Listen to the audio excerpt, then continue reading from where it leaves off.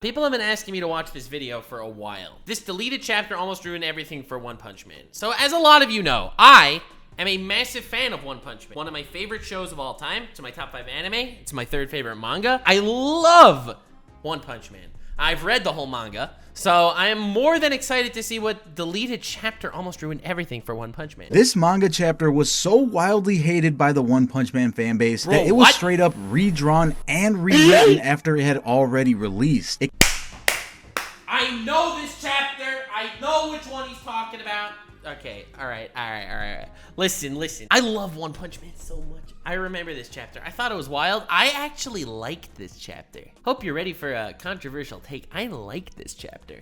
It's like, I didn't consider it canon, but I considered it like an alternate reality almost. Came during one of, if not the most hyped battles in all of One Punch Man, and in all of manga. Tons of people speechless when it was released. Saitama versus Garo. If you do not want that fight spoiled, maybe zone out for like 10 minutes and come back. But Saitama versus Garo is probably one of my favorite fights ever. Speechless, but not typeless, I guess, because like I said, the discourse online was so crazy that it led to an emergency change of the manga. One Murata came and swooped in and changed the entire chapter in a bunch of major ways and completely changed the direction of the entire arc. This, of course, is the chapter titled Hateful Fist That Wrongs the Gods, or something similar depending on which translation you read. Yeah. Well, today I'll be going over both versions that were released and try to explain why people got so damn upset with the first version, along with answering the mystery of I like the first version. why one went with this original version in the first place and how it would have changed the entire story if he had kept it. The original version of this chapter goes like this. The first stage of Saitama. Dude, are you ready for have your mind blown? A lot of people don't know that this first version even existed. I didn't know it was so widely hated. Now, in retrospect, thinking about this chapter, people watch stuff and experience stuff in a level of realism. Anyone that thinks they should want to watch One Punch Man versus Goku, obviously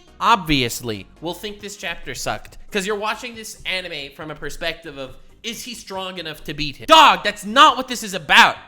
The answer is yes, he's strong enough to beat him. Question is, can he retain his humanity? Will he find happiness? Will he find closure? Stuff like that. Dude, One Punch Man's a masterpiece. And anyone that wants to see him fight Goku, I feel like doesn't understand the masterpiece that is One Punch Man. Saitama's battle with Garo reaches its end after it's made abundantly clear that no matter what Garo tries, he can't make a single Garo freaking evolved into this god-level threat. Scratch on Saitama. Along the way, he tried everything, from dishing out attacks that target Saitama's internal organs, assuming that they weren't as invulnerable as his outer body, spoilers, they are, and even shooting him into the ground so hard that the impact bowls the other side of the planet. Truly an epic.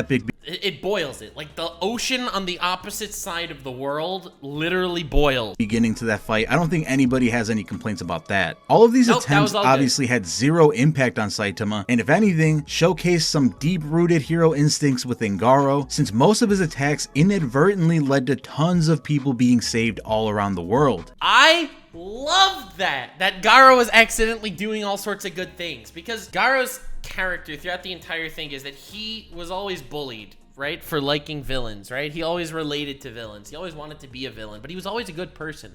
He didn't like the label of hero, even though he was more heroic in any way. He helped a bunch of people that were trapped in this underground bunker. He stopped a ton of people from being straight up annihilated by an active volcano, and also helped a bunch of people on the other side of the planet that were about to be taken out by a waterfall. After getting straight up worked by some more of Saitama's punches, Garo starts to realize that no matter what he tries, it doesn't seem like there's any way that he can scrap out a victory like he has in every other fight he's been in so far. For the first time, we see a Garo that truly starts questioning if he ever had what it took to accomplish his dream of becoming the absolute evil, and eventually realizes that deep down, he'd always felt like he would fail. He comes to the realization that if he couldn't fulfill his— Which is brilliant, because ultimately this is a character piece. One Punch Man is a character piece so much more than it is just simple funny fights and gags. dream, he at least wants to be put down as a monster by the guy guy who ruined everything for him. Pretty metal, right? He rushes in for one final blow on Saitama and demands that Saitama takes him out, but of course Saitama refuses. He notices Garo's deep resentment for heroes and suggests that they sit down and talk things out. Dude, this chapter was so wild. I remember reading it, I was losing it. Instead of carrying on this pointless fight. This is when we get one of the most infamous panels in all of One Punch Man history, where we get this shot of Saitama and Garo sitting across from each other. They're just chilling, and he's in like God, Demon, Epic, Ultra Galaxy Destroyer mode, and they're just like,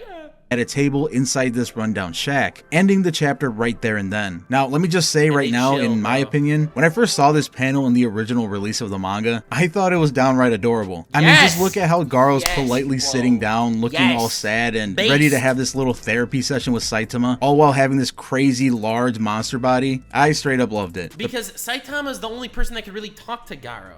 Saitama wants to be a hero, despite the fact that he is incredibly overpowered. He is incredibly broken. And it's not just about him cementing himself as the ultimate, the penultimate creature, because that will not make Garo feel fulfilled. He will not feel fulfilled once, let's say Garo does become the ultimate evil, like he so badly wants to. He will not feel fulfilled doing that either. He will want to know what the next step is, and there will not be a next step. Problem is, though, most people weren't looking for adorable midway through one of the most anticipated fights of the entire series. They wanted more punching, more explosions, and more rage-induced transformations from Garo. Nothing else. And I can understand that. I mean, people have been waiting for this fight for years at that point. Most people argued that we didn't wait all of these years for the manga version of this fight just to get like a talk no jutsu session out of nowhere. And these people also insisted that this straight up ruined the pacing of the entire arc. It's not confirmed that I thought it was great, but I am glad that it's almost like an alternate reality, because spoilers for the Garo fight, the beauty of the Garo fight is that it never happened. It was fantastic in its inexistence. All the backlash caused One and Murata to rewrite and redraw the entire chapter. You could definitely make the argument for it, seeing as how the Talk no Jutsu session was completely removed from the re-release of the same chapter. In this new updated version, the first half of the chapter stays exactly the same, where Garo still completely gets sock'em-bopped by Saitama, and Garo still realizes that nothing he's done so far had any effect on Saitama whatsoever. However, the changes begin with Garo seeing Saitama as the embodiment of unfairness, and even imagined him alongside the bullies that tormented him when he was a kid. This changes the context of why Garo gets up and continues fighting Saitama at this point. You see, ultimately, the reason why One Punch Man is so good is because it really delves so deep into the psyche of every single character. Every single character's mindset is so fleshed out and developed in such a beautiful way that you can't just change the ending to make the fight continue. You have to understand from his perspective exactly why he is continuing to fight.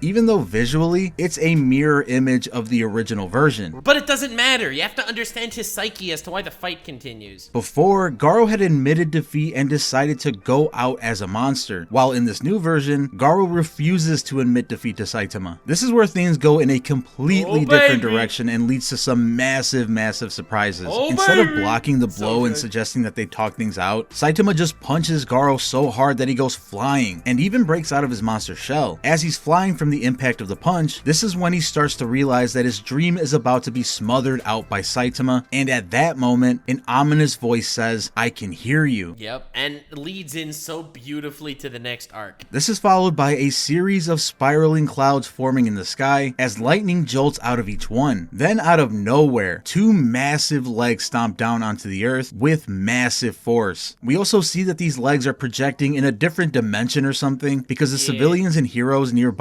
only see the massive storm clouds, but not the towering legs. This also includes Saitama. We then see this ominous figure, presumed God, talk to Garo directly as it says, "Garo, your deepest wish is on the verge of falling apart at the hands of a single hero." And in very Garo fashion, he responds with, "Shut your mouth, you want to get killed?" Well, God ignores this and says, "There is only one fist that can counter the fist that is turned against God. What do you think that is?" Garo responds by saying, "What are you trying to say? Who the hell are you, asshole? Show your face. The ominous voice chuckles and says, and here I am trying to help you out. This is when God seemingly takes the form of Bang, Why is he calling him God?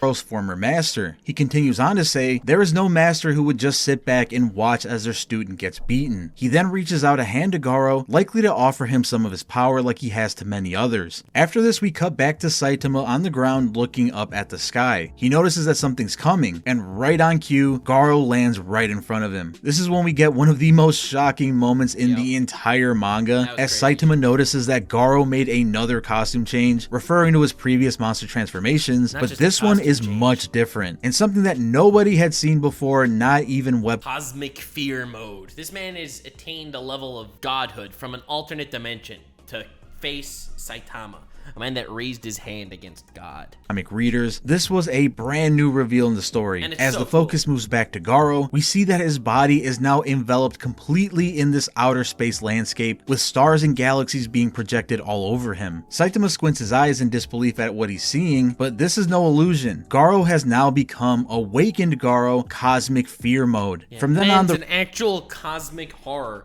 Man is an entity drawing power from an alternate dimension in the most Lovecraftian possible fashion. The rest is history, with one of the most insane fights you'll ever see. The reason why I feel like I'm happy this got redone is because this is one of the greatest fights in manga history. Not that I didn't like the original, but this is one of the best fights in manga history. In a manga. Super epic moment. I still get excited rereading that chapter, no matter how many times I go back to it. This new version was undoubtedly praised by the whole fan base and injected the hype and excitement back into the fight that many people thought was lost in the original version. I've always wondered though, what was one thinking with this original version, and what direction was he originally planning on going with this fight? Because the difference in how each version ended could not be more different. One ends adorably, the other one ends like the whole world is about to end. I, for one, never really saw a problem with the original version, and the people that were all up in arms about the entire fight potentially ending this way weren't really looking at the bigger picture, in my opinion. I agree!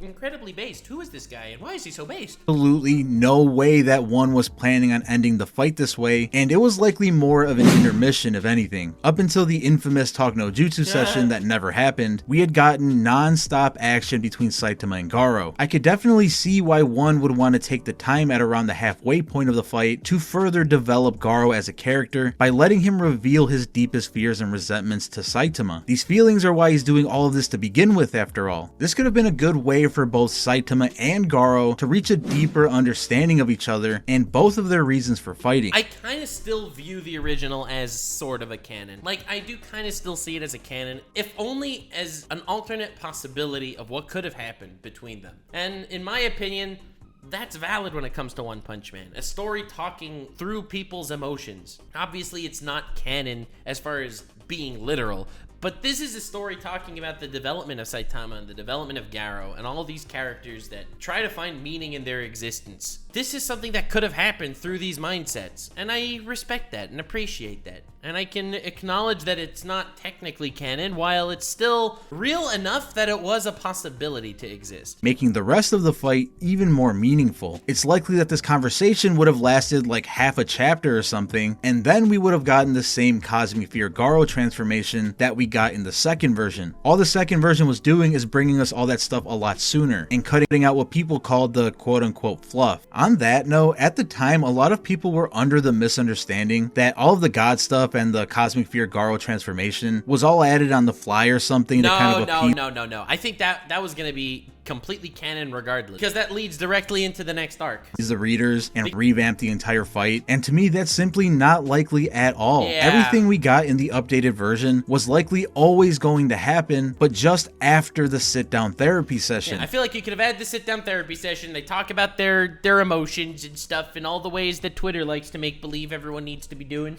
Oh god, I'm gonna get so canceled. And then Cosmic Entity is like, Garo, are you really giving up your dream? Are you really giving up before you even know if you can succeed? take my hand, have my power, and drink my semen. Once my semen is ingested, you will become so much more powerful. And he's like, really? Your semen master? Okay, maybe not. I imagine that at the end of their conversation, Garo would get enraged at the idea that Saitama is simply a hero for fun or something, and go on the offensive once again, not accepting that someone with such a lame purpose for fighting could end his much more important dream of becoming the absolute evil. Kind of following the vibe of the webcomic, honestly. Saitama would punch him like he did in the new version, and everything else would follow as it did. Under most circumstances, this would have been a completely acceptable route for one to go, and I don't think anyone would have— except for the fans. God, I love fans. Fans are so cool. Complained. The problem is that one had two major things going against this first version. For starters, One Punch Man is a bi-weekly release versus the usual weekly release schedule a lot of other battle manga follow. This extra week in between each chapter makes it to where the anticipation and the excitement for the next one is way higher than it would be if it had a weekly release schedule. Bro, they wanted to see him ingest God semen now. And the hype was exponentially increased during this time in particular because of where we were at in the story. Yeah. For readers to wait 2 weeks for the next entry of this epic fight, only to be met with a potential therapy chapter immediately after that, it makes sense why it bothered a lot of people. Along with this, webcomic readers were continuously comparing how the Monster Association arc was going in the manga with how it originally went down in the webcomic, many of which were already pounding their fists on the table declaring that the webcomic version was way better, long before this controversial chapter. This only made it to where that vocal minority got even louder by now having this mostly disliked chapter to point to. And this is just a universal problem with like any One Punch Man chapter. The webcomic elitists always point out how the webcomic was way better for this reason or another. Look, if you That's just everyone. But the manga was better, the anime was better, the webcomic was better, the live action was better. Okay, no one says that. enjoy the webcomic more than the manga, that's totally fine. That's totally your right. I don't want to poo-poo on your opinion. Enjoy One Punch Man how you want, but just let other people enjoy the manga if they prefer that. Everybody— I do. I prefer the manga. Murata's art is so god tier. It's literally orgasms on paper. can have their cake and eat it too. That is god nut right there. But anyway, I for one am big on a writer's integrity to stand by their work, no matter how disliked it is by the fan base. That's just always been a belief of mine and it doesn't change here. I mean, just look at what happened with Attack on Titan. Without getting into any spoilers, the reception of the original ending of the manga was so freaking negative that the creator himself added to the ending a little later, and when that ending was received poorly, Isayama went as far as to apologize to the entire community for not giving everyone an ending that they loved. I mean, don't get me wrong, it's admirable That's just so sad, dude. that these mangakas care so much about— I did like the little addition that he made, but I don't think that necessarily cures the fact that the ending was so mid. I thought the ending was incredibly mid, and the little addition was kind of cool, but didn't unmidify the ending of a truly great, legendary manga. giving the readers the best experience possible. It's honestly something that's pretty absent in Western media if you ask me, but the idea of changing or altering your vision because some people are crying about it, I don't know, it just always rubbed me the wrong way. Yeah! We want stuff like Velma. We want a show that gets incredibly negative feedback, and not only do we want it to succeed, but we want a season 2 of Velma! Also, I'm pretty sure if many of the people that disliked the original version actually went back and read the whole fight, adding in an imaginary sit-down that Saitama and Garo would have had just before he became Cosmic Fear Garo, they'd have way less of a problem with it now knowing the bigger picture that one was trying to paint. That's why, for me personally, I don't mind acknowledging it as like a semi-canon, like within the greater canon that is One Punch Man. This is still, in my mind, a semi-canon event that, yes, technically didn't happen, but technically the whole fight didn't happen. If you watch the fight, you'll know what I mean by that. Simply being able to read through the entirety of the story in one sitting and digesting it all at once, I think would make it a much more appealing experience for people. Again, no one knows for sure if the poor reception of this chapter was what actually led one to change the direction of the fight. It's possible that one— I feel like one really wanted to show both sides of what this fight could have looked like, and so he just simply did. Man was simply too strong to adhere to normal rules of manga writing. Himself didn't like how it turned out, and it was of his own volition that the new version was made. Your guess is as good as mine. One thing I do know for sure is that when the original version first dropped, people were acting like their goddamn houses were burning down or something with the reactions they had. I was having so much fun. The first chapter dropped, people were upset, and I was like, I like watching people get upset. I don't know, maybe I'm mean like that. Maybe I'm not nice like that. What a time to be a One Punch Man fan it was. Thank you so much for making this video. I didn't realize it caused that level of mayhem. I saw some people get upset, but dude, the level of mayhem that apparently it caused? Damn, that's wild, buddy. Thank you for making this video, Anime Anxiety. I appreciate you immensely. Like, subscribe, and follow me on Twitch. Stay weird, fam.